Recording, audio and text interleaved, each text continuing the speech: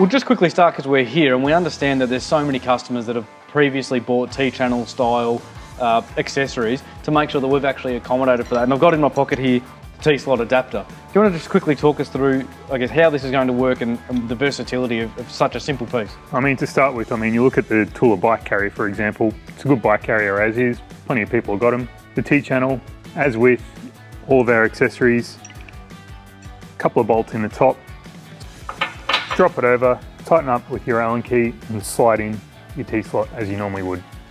While the T-slot obviously accommodates for some of the ones out there, you've done so much work on a huge range of accessories for us at launch. So let's go over and have a really good look at what you've done. No problem.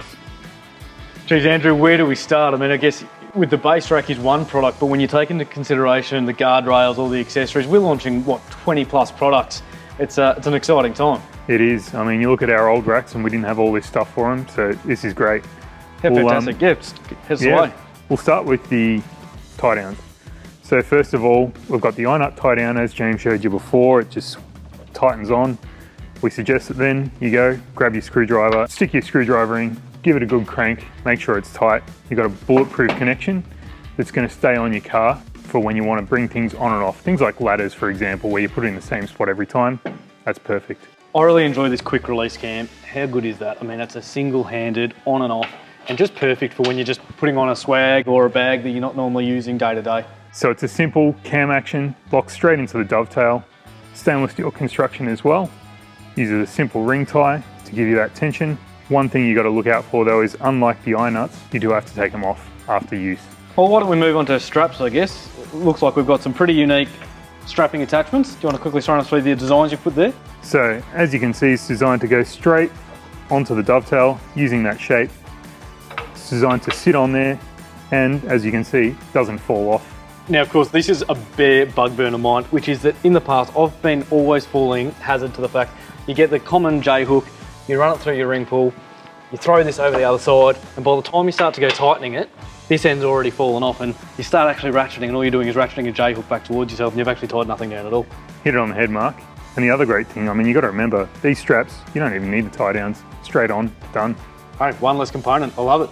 While we're talking straps, how about we come over and have a look at the tyre strap. So you've basically taken the same fundamental design for the dovetail clasp and you've turned it into a tyre strap. Yeah, exactly the same thing. Clip it on.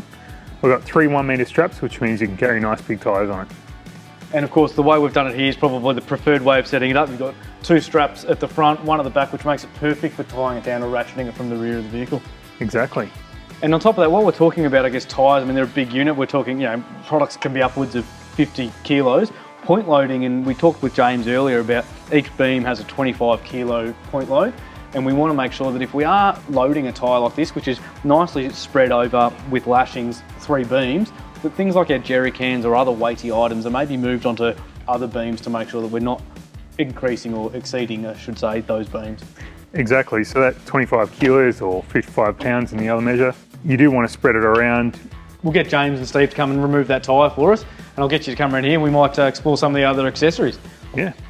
This is a pretty good average setup of what you're going to see on so many roof racks. I mean, we've got tyres, jerry cans, treads, and of course gas bottles. It's something that you don't necessarily want bouncing around the back of your car. I know I don't like it. Talk us through a little bit about this and how it's working and universal it is for us. Yeah, so great thing about these gas bottle holders, they're adjustable. They can go right down to the small sort of 2 kilo bottles most of the time, right up to a 9 kilo bottle. So it's good for even getting your barbecue gas back home. Use a basic setup using ratchet straps with a cam buckle adjuster on the back. Let's have a look at it. May as well just open her up. And that's what we've got. So I guess another good feature here is obviously that everything comes in the kit. So when you get your gas bottle holder, you've got everything that comes with it. It does. Uses the eye nut connections, as we showed you before.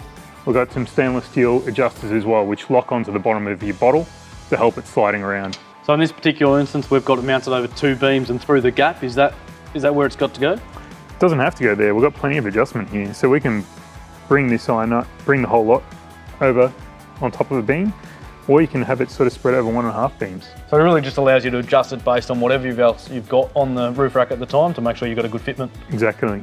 Give you a good build. That's what's important. True to having a really flexible and usable base rack here is that we've made something that'll actually account for not only our ARB Tread Pros, but for those people that are already running max tracks, we've got a solution that'll also cater for that too. That's exactly right. So the way the system works is we give you a set of mounting brackets that you got there. It's designed to take either Tread Pro or Max Track's genuine pins. In this case here, when you got 2 Tread Pros, you only need the 2 pins. That's what we've got. So they come with a pack of 4? Yep, certainly. What we'll do, let's just quickly pull these off and we can take the treads off. Just put them over here for the moment. So as you can see here, so we've just got the mounting brackets, only 2 required for the Tread Pros, and we're using all the original hardware from Tread. That's exactly right. The Tread guys have helped us out to try and get a good kit going for these. And we'd expect the same thing from the Max Tracks. Yep, that's exactly right. Use a Max Tracks pins, set of 4, and you're on your way. And all the same hardware. And obviously with the elongated holes, we're able to have a little bit of adjustment to be able to move these around to make sure that we're fitting the holes appropriately to the product. Yeah, that's right. And it even means you can run them across the rack as well. So you can run it along the rack or across, whatever sort of suits whatever you're doing. We've even had solar panels set up on the top of these racks. Now we don't have a solar panel accessory itself, but these have actually proven themselves as a really good universal bracket. I mean, it's taking in the dovetail extrusion, but it's also got an elongated hole for adjustment, and the lip on it, which is reversible, allows you to, of course, either run it upper or lower. Oh, let's have a look at the jerry cans. You can walk over there and just talk us through what we've got there, and then of course we've got the range in front of us about jerry can holders and what's available. All right, so we've got the single vertical jerry can holder here. It's got provision so that you don't need to remove your water tap when putting your jerry cans back on. Same as the gas bottle holder, uses the eye nut with a strap over. And I also found that one particularly useful for just carrying one of the short 10-litre stubbies for maybe using chainsaws or bar oil or the likes.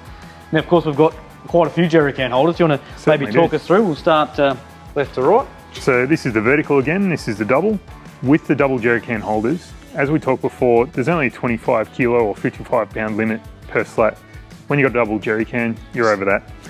So we've put some little flanges in the bottom, and it's designed that it fits over the space of 2.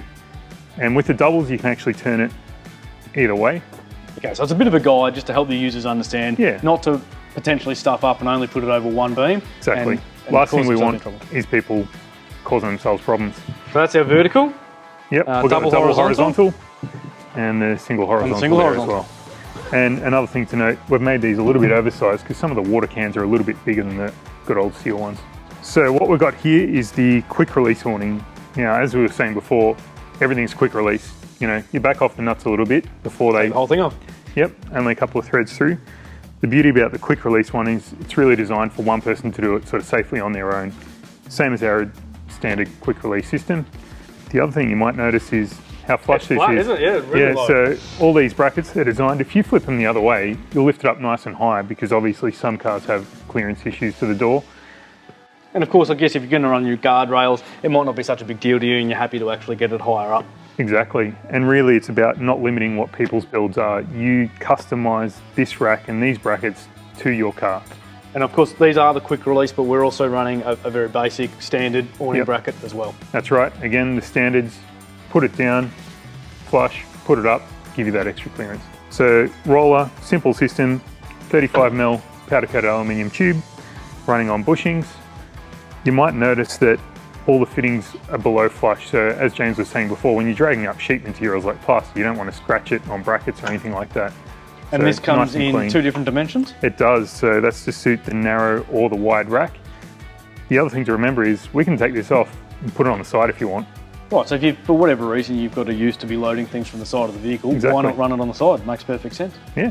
For the high lift jack, so we've got a premium jack mount, as we've called it here. We've got 2 jack mounts. Yep. The way that this actually caters for the weight of a high lift jack and getting it off your roof, I found really handy. And it looks cool. It does look cool. So pretty simple that it's just a couple of center latches. We've got some friction hinges in there as well. It acts as a cradle to lower it down safely and simply lift it out. When you're done, put it back in again. You've got to remember that when you're trying to do this over your head, that's a big help. So if you're not trying to get your jack off in a hurry, there's some bolts on the mounting bracket. Use your own nuts, put it on, grab your screwdriver, crank it up. If you do flip this over, keeping in mind this is a completely universal handle keeper and you've just got to literally flip around the other way and chuck it on.